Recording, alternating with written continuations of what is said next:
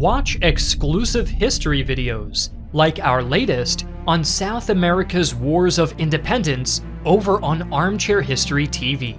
Use code ARMCHAIR75 for 75% off your first month. On the first days of 1815, British guns pounded American earthworks in Louisiana's swampy bayous. Thousands of redcoats advanced against the outnumbered defenders. Freshly victorious over Napoleon, the British were ready to project their full might on the young republic. But in just 30 minutes, hundreds of redcoats lay dead. It was a decisive victory for the Americans, yet the battle seemed like pointless bloodshed. It did not affect the course of the war at all. A peace treaty was already signed in Ghent, dominated by two words: status quo. The War of 1812 went down in history as a war that nobody won. Neither the United States nor the United Kingdom achieved its strategic goals or gained any territory. Still, the United States, United Kingdom, and even Canada all came out ahead after the conflict ended. And this begs the question, who really won the War of 1812? Before we continue, I'd like to thank the sponsor of today's video, War Thunder, the most comprehensive vehicle combat game ever made.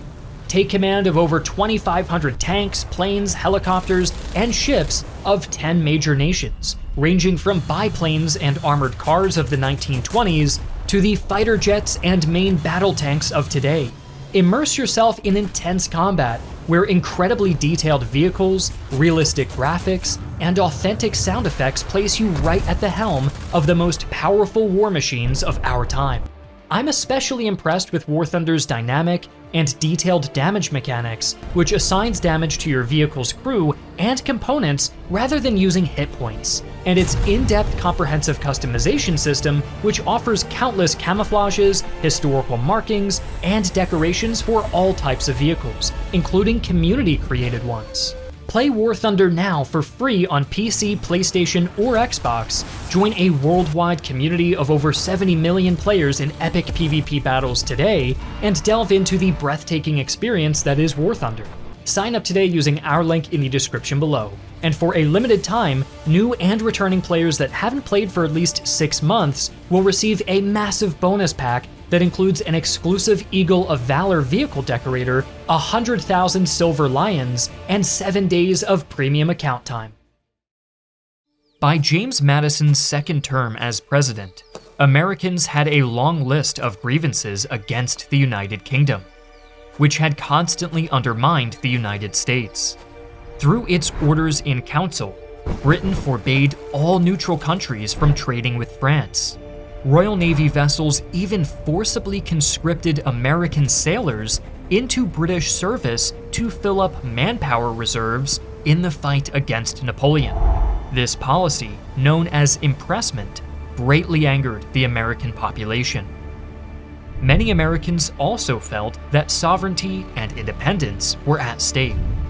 Britain supported several American Indian tribes and confederations, most notably Tecumseh's Confederation, and tried to create a native buffer state to thwart American expansion. Through traders in Canada, Britain supplied the tribes with weapons and ammunition that enabled them to raid throughout the American frontier. In addition to the grievances, many in the southern and western US sought to annex some, if not all, of Canada, although this was a controversial topic. In the summer of 1812, the long list of complaints motivated Madison to ask Congress to declare war. Ironically, Britain had already ordered the suspension of the orders in council, which had led to so many American grievances, but the news had not yet reached US soil by the time war was declared. At first, it seemed like the British faced overwhelming odds.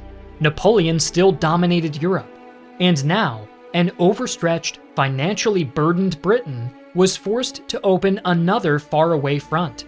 Its territories were threatened by an ambitious republic with a far larger population than British North America.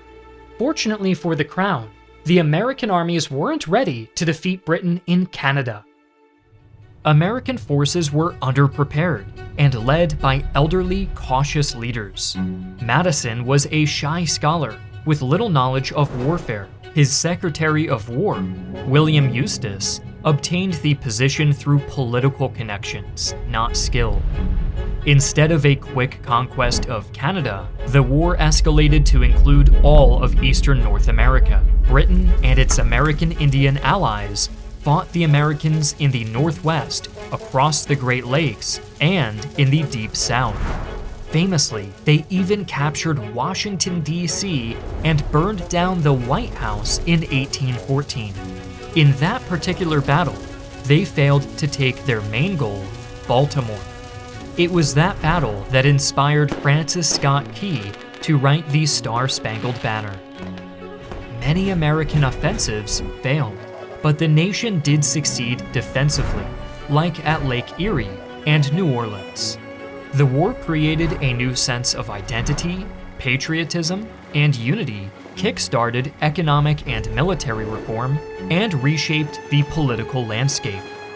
Overall, the War of 1812 did not create a military victor, but it did produce a number of cultural, economic, and geopolitical victories.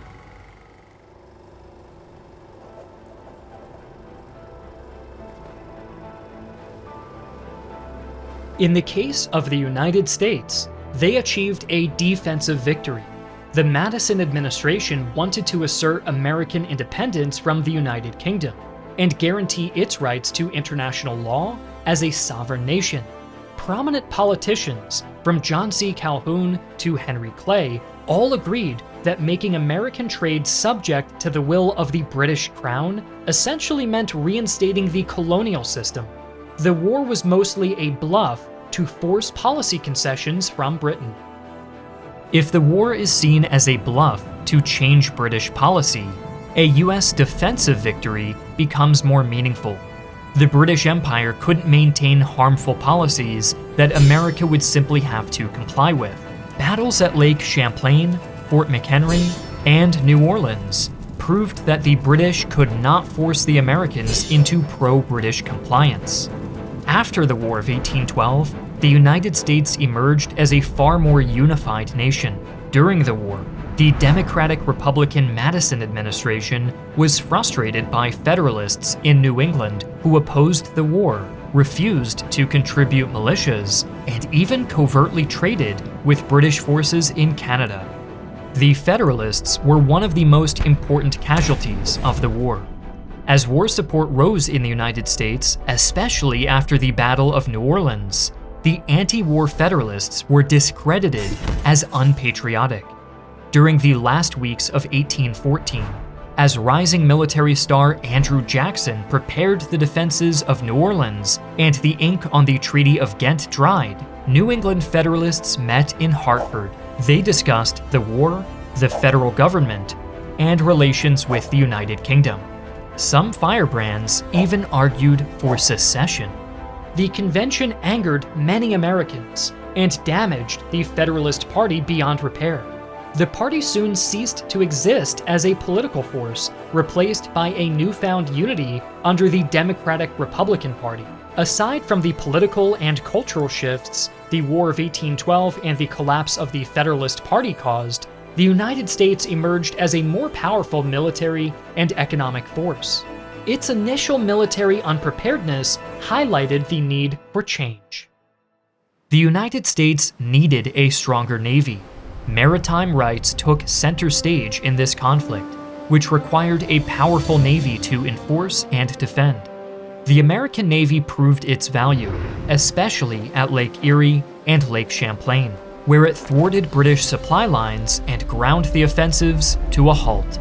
After the war, Congress passed the Act for the Gradual Increase of the Navy, which significantly enlarged the US fleet. The United States also became much more powerful economically. The war provided a large stimulus to American manufacturing. The trade restrictions with Europe had forced the United States to develop its own manufacturing market to continue developing goods that were previously imported from Europe. By 1815, the American geopolitical situation was far better than it was in 1812. Though the Treaty of Ghent restored the status quo between Britain and the United States, other factions were considerably weakened or even destroyed. Britain's American Indian allies, like Tecumseh's Confederacy and the Red Sticks faction of the Muskogee, were soundly defeated. Spain's hold over Florida was crippled after American strategic invasions of Mobile and Pensacola, and Spain would sell the territory to the United States just 3 years later. And while the US did not acquire Canada, the war enabled westward expansion that would expedite America's rise to great power status.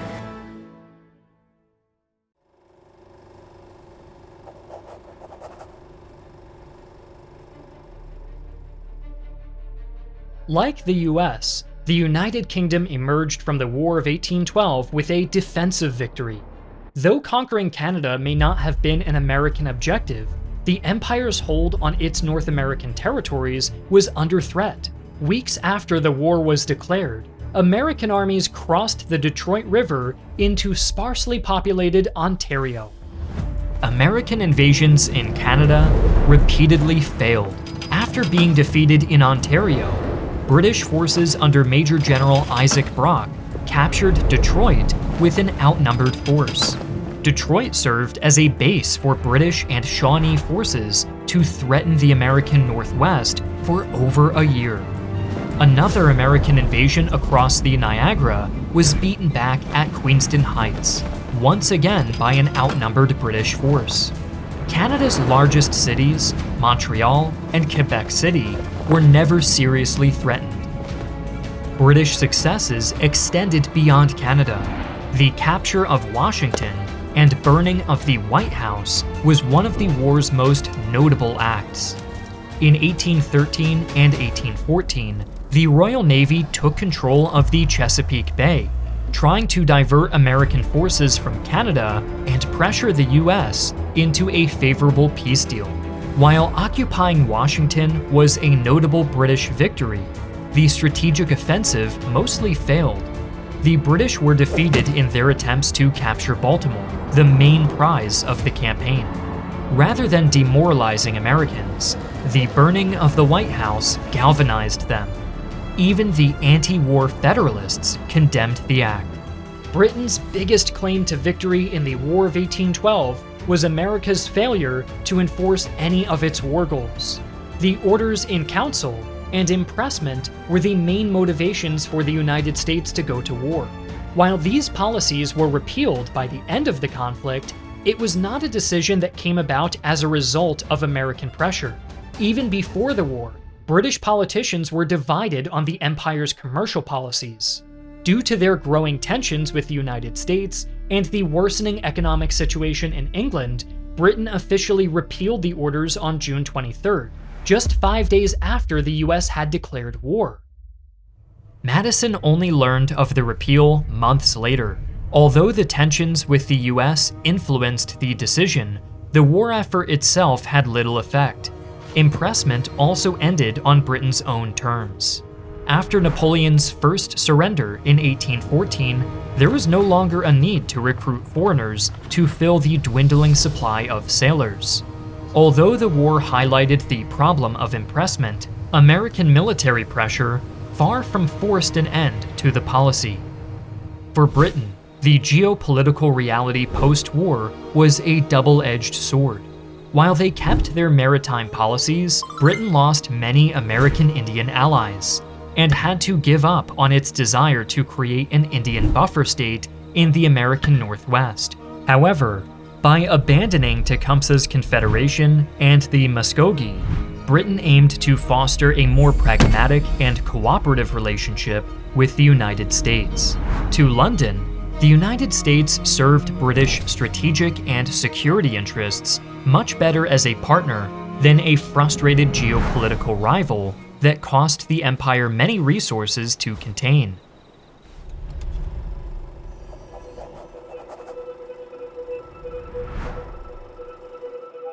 At face value, the Canadian claim to victory seems far-fetched. After all, Canada did not exist as a single nation until the colonies confederated in 1867. Nowadays, the war plays an important role in the Canadian national saga, serving as a war that made Canada. In the early 19th century, Canada was a sparsely populated and diverse territory. The French-speaking Catholic people in Quebec had very little in common with the British Loyalists who settled in Ontario after the American Revolution. The war created a narrative within Canadian nationalism that brought British Canadians, French Canadians, and First Nations together. For instance, the Royal Canadian Mint produced a commemorative coin in 2012 depicting a British sergeant, a Quebecois soldier, and an Iroquois soldier side by side to fight for their homes. The War of 1812 would become a symbol in Canadian nationalism to profile the nation as the other to the United States. Poets framed the Canadians as the virtuous loyalists who stood by noble Britain in its darkest hour, when the continent of Europe was drenched with the blood of nations. The tyrant had his feet upon their neck, and England alone stood erect. The Democratic Party in the United States, most hostile to liberty, declared war against Britain and invaded Canada. The emerging theme in Canadian literature was one of a peaceful people who dropped their plows and grabbed their muskets to fight off the hordes of undisciplined American rabble for king and country. Like the Battle of Thermopylae, the Canadian Loyalists were Spartans who repelled the thousands of foreign invaders. Figures like Laura Secord, who warned the British of an impending American attack on the Niagara Peninsula, became prominent figures in Canadian nationalism. Isaac Brock and Tecumseh were considered heroes for their fights against American aggression, and their fighting deaths only solidified their legendary status. Although the War of 1812 doesn't play a huge role in modern Canadian public consciousness, politicians as recent as Stephen Harper framed the war as a defining event for modern Canada. So who really won the War of 1812? While good arguments exist for the United Kingdom and Canada, the United States most clearly emerged with a better geopolitical position. By defeating the Indian nations, finding a new national fervor, and experiencing significant economic expansion, the war catalyzed American growth in the following decades. While Britain secured its empire, and Canada gained a national origin myth, they both did so by acquiescing to, rather than curbing, American ambitions. The war ultimately allowed the United States to rise to great power status, while Britain and Canada ended the war, in geopolitical terms, with a status quo. Thank you to War Thunder for sponsoring today's video. Play for free on PC, Xbox, or PlayStation by using my link in the description below. And for a limited time, new and returning players that haven't played in 6 months will also receive a massive bonus pack across all platforms, including multiple premium vehicles and other goodies.